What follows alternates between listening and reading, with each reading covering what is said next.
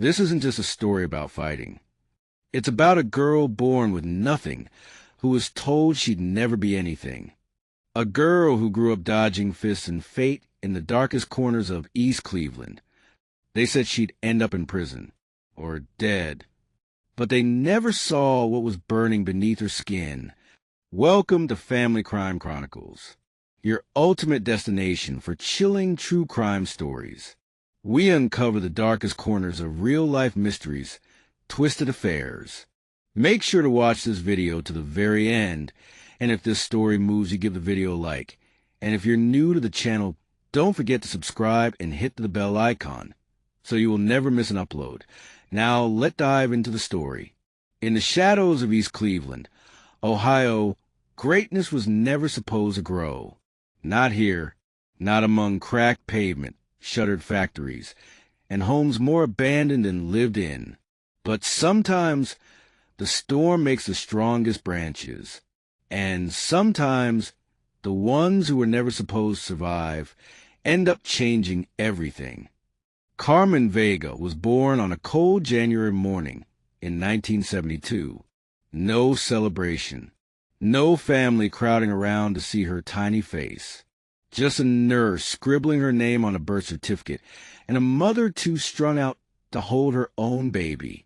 She was the third child of a woman named Teresa Vega, a woman who once dreamed of being a teacher, but lost that battle to heroin before she turned 25. Carmen's father? Just a name. Anthony Tone Miller. He walked out 3 weeks before she was born and never looked back. She never saw his face, not even a photo. Her earliest memory wasn't a toy or a birthday party. It was of running with her sister from a man with blood on his hands. The smell of liquor. Her sister crying. Carmen was 5. She didn't know it then, but that moment would be the blueprint for her life. Keep moving. Don't trust anyone. Fight if you have to. By age 7, Carmen was living in her second shelter. By 8, a group home. She spent more time learning how to lock her bunk from the inside than how to spell her own last name. The system called her difficult. Teachers called her aggressive. She was suspended at 9 for biting a boy who tried to steal her lunch. By 11, she had broken 3 noses. Some kids play house. Carmen played survival. Her knuckles knew more than her words ever did. By her teenage years, Carmen had already become a myth in the halls of East Cleveland's public schools. She was small but vicious. She never started fights, but she sure as hell finished them. One teacher described her as a live wire in a puddle, explosive, dangerous, unpredictable. But no one asked why. No one looked behind the steel glare or the clenched fists. They didn't see the girl crying into her pillow at night, the one who sometimes skipped dinner, so her younger foster siblings could eat. They didn't see the bruises from a foster father who was later charged with abuse. They only saw what she broke, not what broke her. At 14, she was expelled after attacking a security guard. She had just found out her mother overdosed in a motel in Youngstown. No funeral, no goodbye, just a black trash bag of belongings and a system that moved her on like a bad check. By 15, Carmen Vega was a ghost in the system, in and out of juvenile detention, living off cigarettes, scraps, and fury. Then came the day that would change everything. It was 1987. Carmen was 15. She had been arrested for assault again, this time for throwing a brick through the windshield of a man harassing a friend outside a gas station. The judge was done with her. Instead of another stint in juvie, he gave her one last shot. 6 months of community service, an old gym run by a woman named Selena Grace. At first, Carmen rolled her eyes. A gym? She'd rather mop toilets than listen to some ex-jock lecture her about fitness. But Selena Grace wasn't like anyone Carmen had ever met. She was a former MMA fighter turned trainer, muscular, weathered, with eyes that had seen war. She had a scar down her cheek and a voice like gravel. And she didn't ask Carmen about her anger. She didn't try to fix her. She simply handed her gloves. You got fists like thunder, but no aim. Let's change that. The gym smelled like sweat and dust. It echoed with the thud of gloves against bags and the bark of Selena's commands. It was the first place Carmen felt safe, or something close to it. Selena saw potential in Carmen, not just talent, but power. Raw, ugly power. Carmen hit like a truck, but had no control, no discipline. So Selena broke her down, day after day, training her like a soldier. You throw a punch when you're angry, she'd say, and you're already losing. Carmen resisted at first. Then she began to listen, not just with her ears, with her body, her bones, her blood. She learned how to channel her rage, turn it into something sharper, deadlier, smarter. And then one night, Selena took her to an underground cage fight in the back of an abandoned warehouse in Chicago. The crowd was rowdy, the lights dim. Two women circled inside a metal cage like lions. Carmen's blood roared in her ears. In that moment, she wasn't a runaway. She wasn't a statistic. She wasn't a broken girl from nowhere. She was a fighter.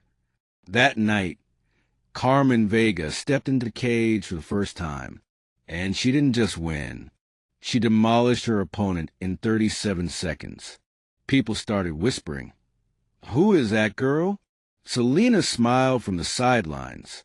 She's a storm coming, and y'all ain't ready.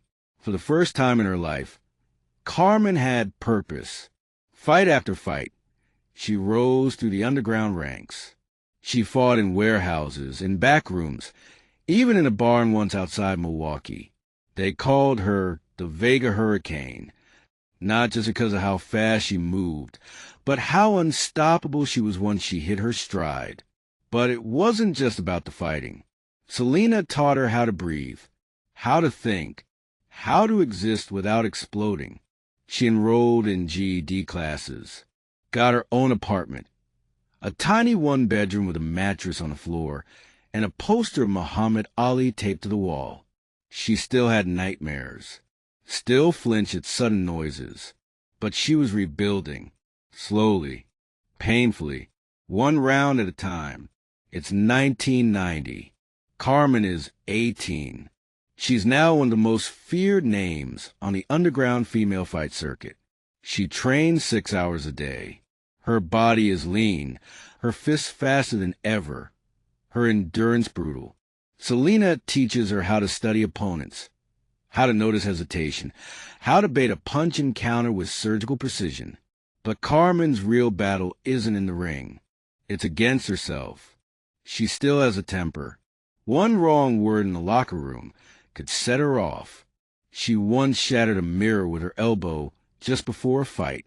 Her nickname, the Vega Hurricane, was no longer just about her fists. It was about the storm brewing inside her. But Selena kept her grounded. Carmen listened. Most days. In the fall of 1992, Carmen got a call from an underground promoter in Detroit. The fight? Against Marina Sovic, a former Olympic judo bronze medalist from Yugoslavia. The catch? It wasn't sanctioned. No rules. No tap-outs. Just knockouts. Everyone said Carmen was out of her depth. Marina was technical, composed, polished. Carmen? Still raw. A street brawler in professional shoes. But Carmen wasn't afraid. She trained harder than ever, slept on the floor of the gym, ran miles before sunrise, punched through tears and doubts. The night of the fight, the warehouse was packed.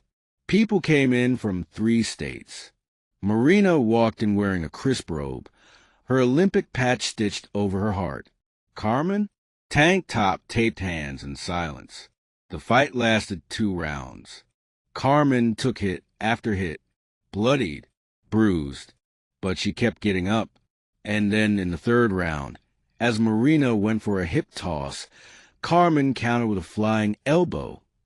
caught her square in the temple. The medalist crumpled. 2 years later, Carmen got the invitation she never saw coming. The Women's Combat League, the WCL, the real deal, professional cages, national coverage, paychecks that didn't come in cash under the table. She hesitated at first. She wasn't used to structure. She wasn't used to attention. But Selena urged her to say yes. "You can't fight forever in the dark," she said. "It's time to step into the light." Carmen signed, and from day one, she owned the spotlight. Her fights weren't just wins. They were events. Fans came for brutality, but stayed for the heart. Carmen bled in every match. She never coasted, never dodged. She fought like each round was a war for her soul. She became the WCL's most feared name. Her signature move, a spinning back fist followed by a ground and pound, became legend, but so did the controversies. Carmen didn't play well with rules. She was fined twice for cursing at officials, suspended once for refusing to do a press conference. By 1995, Carmen was a household name in the fighting world. Her face was on posters. Her nickname, the Vega Hurricane, was printed on T-shirts, mugs, and banners across arenas. She bought her first car, a beat-up black Mustang. She bought her first home, a 2-bedroom condo outside Chicago with blood on the doorknob from her last sparring session. But fame brought parasites. A new trainer, Rico Fane, joined her team. Slick, charismatic, told her what she wanted to hear, promised he'd take her to the title. Selena didn't trust him. Carmen didn't listen. Rico made her feel like a star, like she was invincible. But invincible is a dangerous word. Carmen started partying, drinking, letting her guard down. She missed training sessions, brushed off Selena's calls. And then one day, Selena was gone, packed her bags, and left the gym. No goodbye, no warning, just a note on a locker. "I taught you to fight, Carmen, not to forget who you are." She still fought and won, but something was missing. Her moves weren't as sharp. Her footwork, slower. The old storm had quieted, but not in a good way. Then came the announcement. Las Vegas, 1996, the fight of the decade. Carmen Vega versus Mia "Stonehand" Robertson, an undefeated powerhouse. Taller, heavier, ruthless. Carmen didn't blink. She told reporters, "I'll send her back in pieces." But in private, she was shaking. Her demons were catching up. The anger, the arrogance, the drinking, the loneliness. Selena didn't return her calls. Rico just told her to smile for the cameras. She trained, but not like before. She was running on fumes. Las Vegas, July 6, 1996. The cage is lit like an altar. Thousands of fans scream. Millions watch on pay-per-view. Carmen walks in with Rico behind her, eyes burning, fists tight. Mia "Stonehand" Robertson is already there, calm, terrifying, efficient. Round 1. Carmen comes out wild, swinging too hard, too fast. Mia dodges, counters, grinds her down. Round 2, Mia lands a clean right hook. Then another. Then a spinning heel kick that sends Carmen flying into the cage wall. And then darkness. Carmen is unconscious before she hits the mat. She spent weeks in recovery. Alone, bruised in places she didn't know could bruise. The media moved on. The fans forgot. Selena didn't show up. Carmen drank. A lot. Punched a hole in her apartment wall. Threw her gloves in the trash. By winter, she was sleeping in her car, too ashamed to ask for help. In February 1997, she took a handful of pills and waited. She woke up in a hospital bed the next day, angry that she hadn't died. But something changed after that. Something deep. 1997. Carmen Vega disappears. No more press releases. No more fights. No more headlines. The last anyone sees of her is a blurry photograph.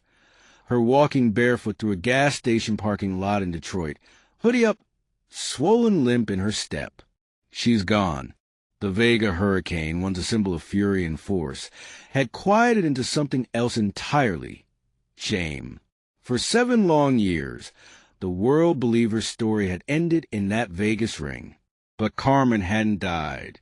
Not yet. She drifted. Cheap motels. Couch surfing. Back alley bartending gigs. Cities blurred together. Her body hurt every day. The knee that cracked during the Mia Robertson fight still gave out when she turned too fast. Her right shoulder popped out of socket, just drying her hair. But worse than the pain was the weight of obscurity. Once, fans screamed her name. Now, the only ones calling were debt collectors and a parole officer from Cleveland still tracking her from an old assault charge. She was 25 and already exhausted by life. In St. Louis, she took a job cleaning floors at an after-hours boxing gym.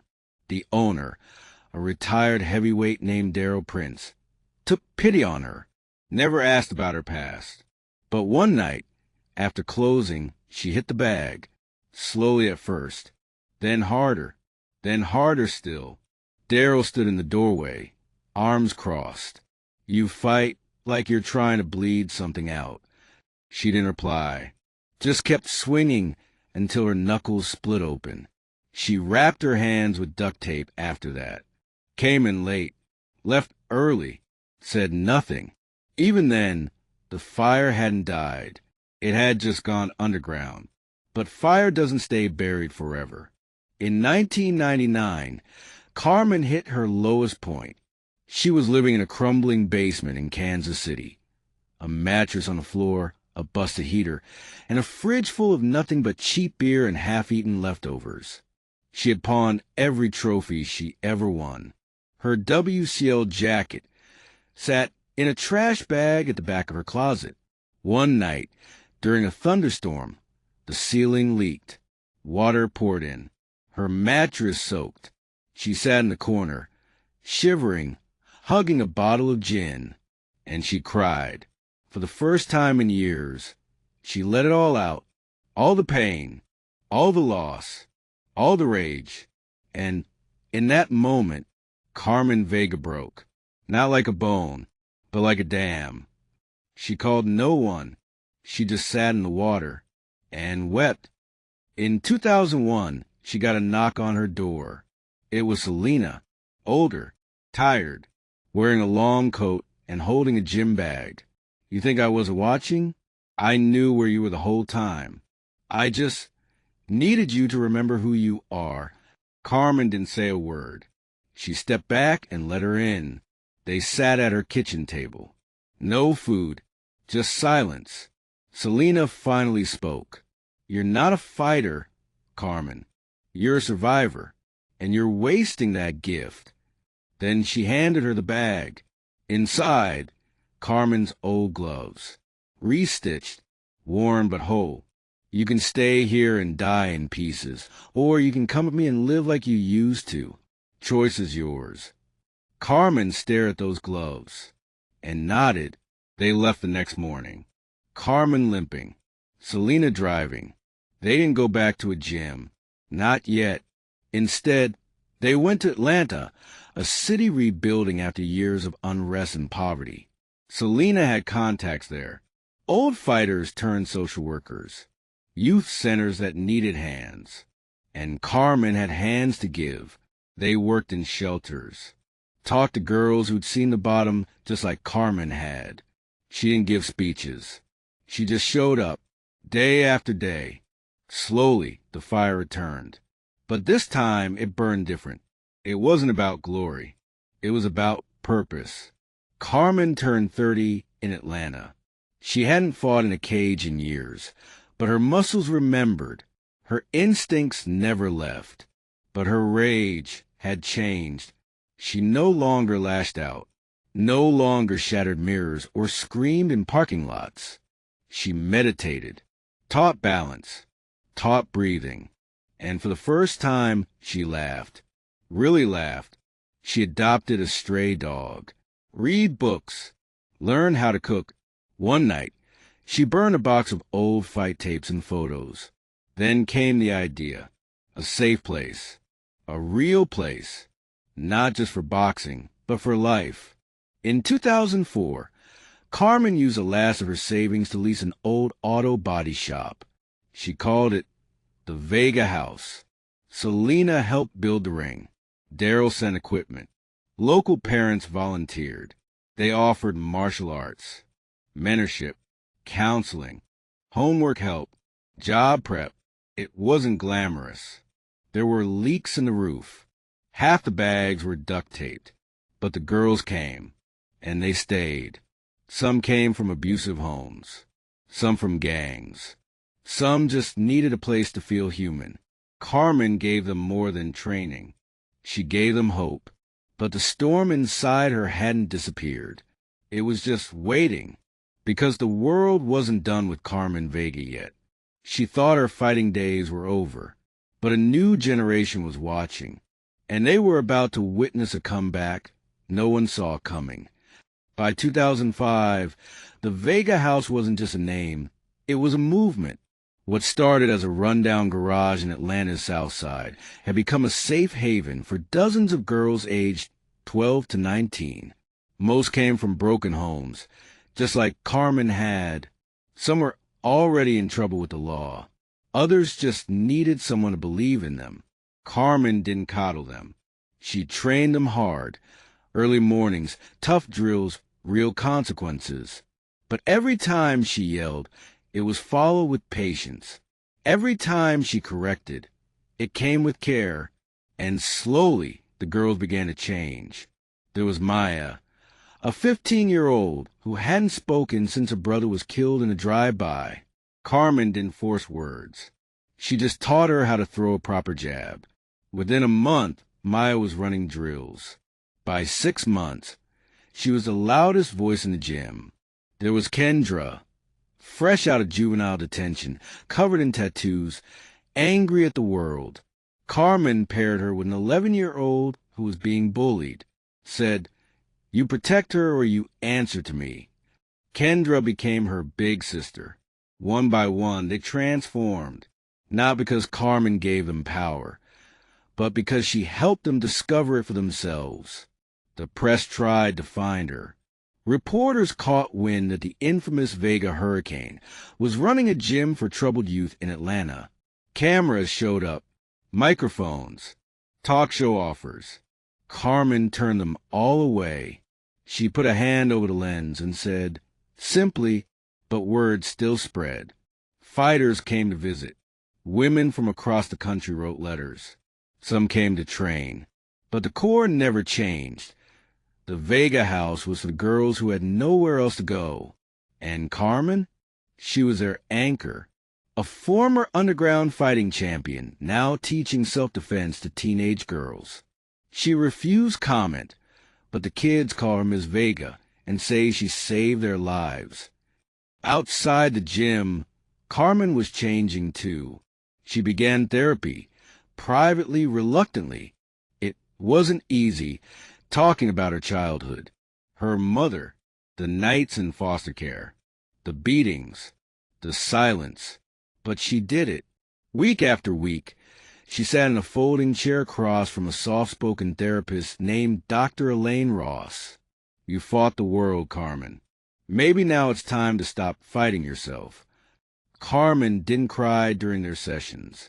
But one night, after leaving therapy, she drove to a quiet park, sat on a bench, and let it all go.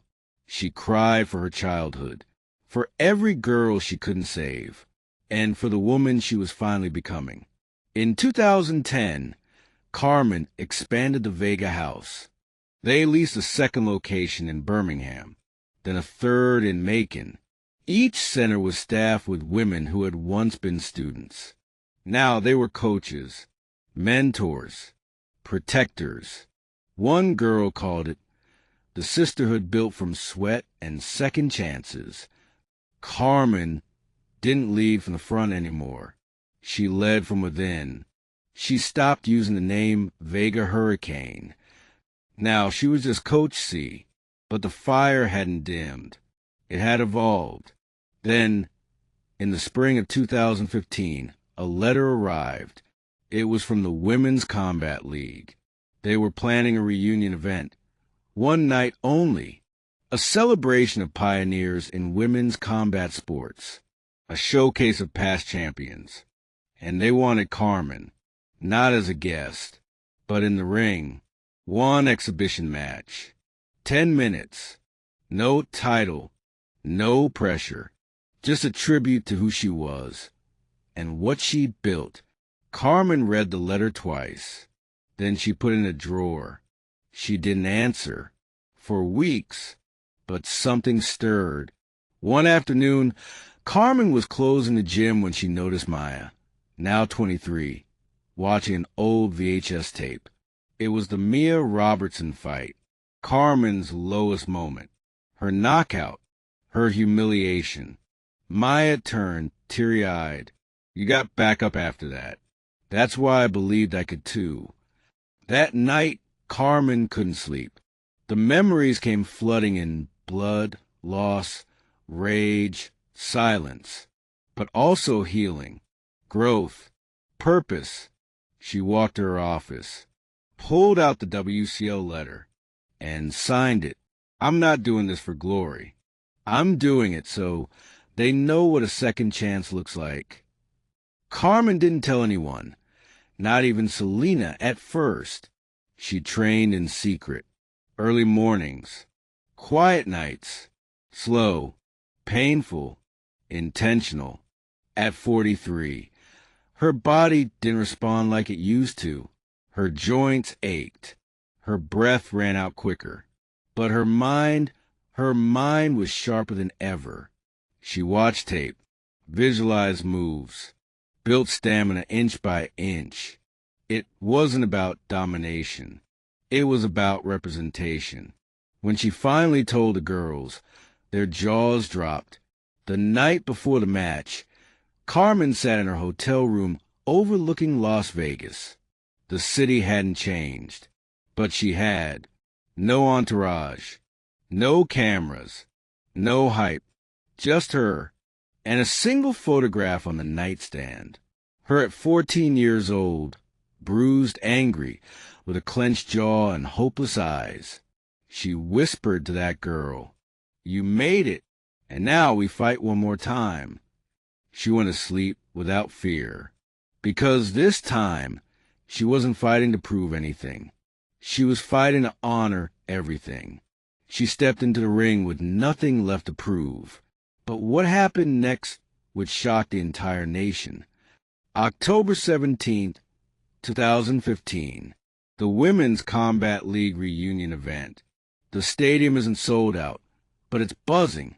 Old champions, rising stars, journalists, and curious fans, many too young to remember the height of the underground days, all gather under one roof.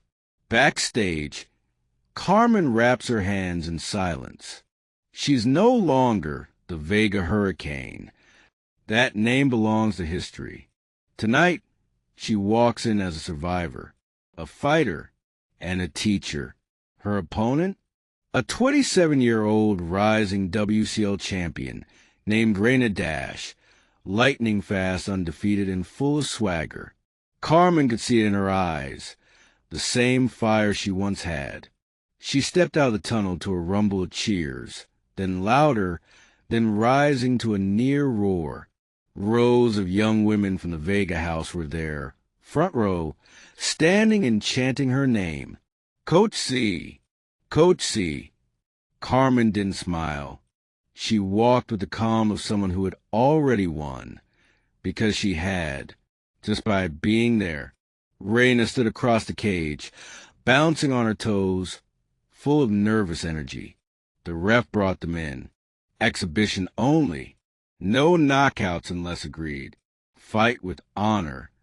Carmen nodded. Raina offered her glove. Carmen tapped it.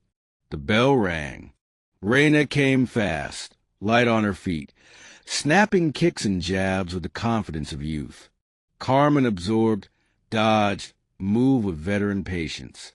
She wasn't trying to win fast.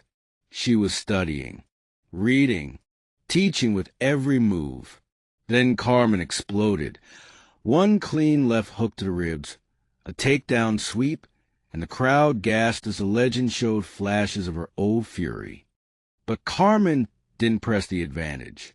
She backed off, let Reina up. The round ended. Applause echoed. Reina smiled, blood on her lip, respect in her eyes. Round 2. The pace picked up. Reina landed a head kick. Carmen staggered, but didn't fall. At 43, she was absorbing blows many wouldn't rise from. And then it happened. Reina went for a wild right cross. Carmen ducked, spun, and locked her in a standing rear naked choke. The crowd surged to its feet. Reina resisted, flailed. Carmen held tight, not viciously, but expertly. The referee shouted, "That's it. It's over." Reina tapped. The bell rang. The crowd erupted. Carmen released Reina gently, helped her up, then raised both arms. Tears poured down her face. Her body trembled, not from exhaustion, but from emotion. Reporters rushed in. Reina hugged her. Carmen looked at the front row, her girls screaming, crying, pounding the rails. She took the mic. "This one ain't for me.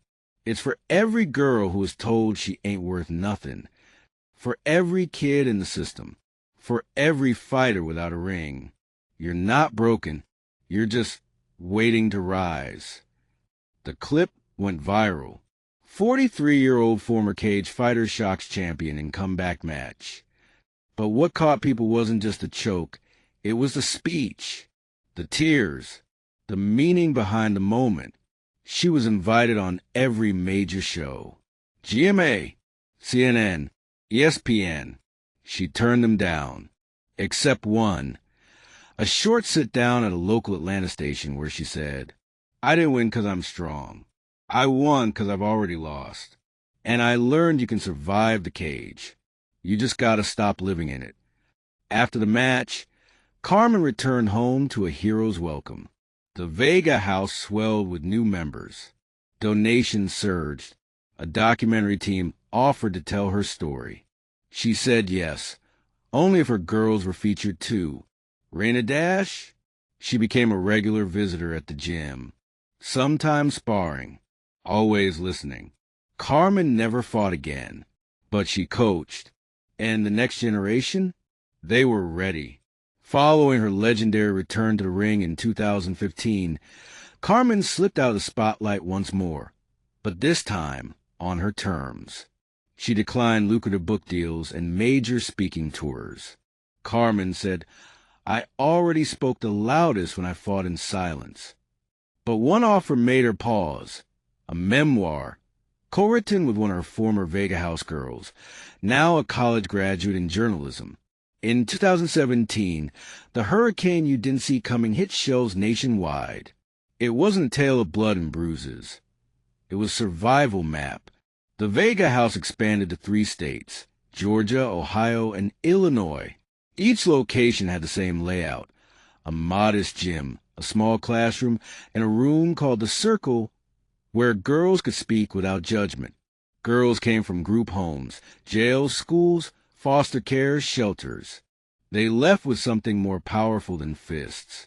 They left with names they were proud of, futures they could see, and purpose. By 2021, Carmen had mentored over 1,200 young women personally. Thousands more had passed through the Vega program. She didn't track wins or stats. She tracked stories. In 2023, Carmen Vega was named one of Time magazine's 100 most influential women in the world. The photo went viral. Carmen in a plain black hoodie, fists crossed, her Vega girls behind her, each holding a photo of their younger self. Her quote under the picture, "I don't fight girls. I fight for them." But even then, Carmen avoided attention. At the ceremony, she let one of her students, 18-year-old Trinity Moore, accept the award on her behalf. Trinity had once attempted suicide at 14. Now, she was going to college on a martial arts scholarship. Carmen slowed down in her late 50s, aches in her knees, a slight tremor in her left hand. Time catches up to even the strongest fighters. But her mind, still razor sharp. She taught from a chair, sparred with words, not punches, gave speeches in church halls and school basements. She often said, "Don't wait till you're strong to speak. Speak and you'll get strong." In 2039, she gave her final public talk at the Vega House in East Cleveland, the same city where it all began. "I was born fighting," she said, "but I had to learn what was worth fighting for." Carmen Vega passed away peacefully in her sleep on February 2nd, 2041. She was 69 years old. The news broke quietly at first, then it spread like wildfire. Her funeral, held in Atlanta, was attended by over 5,000 people, former opponents, students, politicians, activists, fighters, survivors, girls she'd saved from violence, women she'd helped find their voices. One of them, now 26, stood up and said, "Coach Vega didn't fix me. She just showed me how to fight for the parts of me I'd buried." The casket was draped not with flowers, but with dozens of worn-out hand wraps, each signed by a Vega girl. Later that year, at the WCL World Championship in Tokyo, the crowd stood for a fighter named Amaya Rose, 23, undefeated, fierce. Before the match, Amaya held up her championship belt. "This isn't mine," she said into the mic. "This belongs to Carmen Vega. Coach C, the only person who ever believed in me when I didn't believe in myself." She laid the belt in the corner of the cage, then fought like her soul was on fire and won. She lived in a cage. Then she taught others how to leave it. Then she burned it down. One final quote remains, found scribbled in her journal, now framed at the original Vega house. "My power didn't come from my fists. It came when I stopped hitting and started healing." She didn't leave behind gold medals or billion-dollar deals. She left behind something far more powerful. A generation of fighters who didn't learn to throw punches, but to stand tall, to speak, to heal. Kindly support this channel by liking this video and drop your thoughts on the comments section. And if you're new here, kindly subscribe to this channel for more videos like this.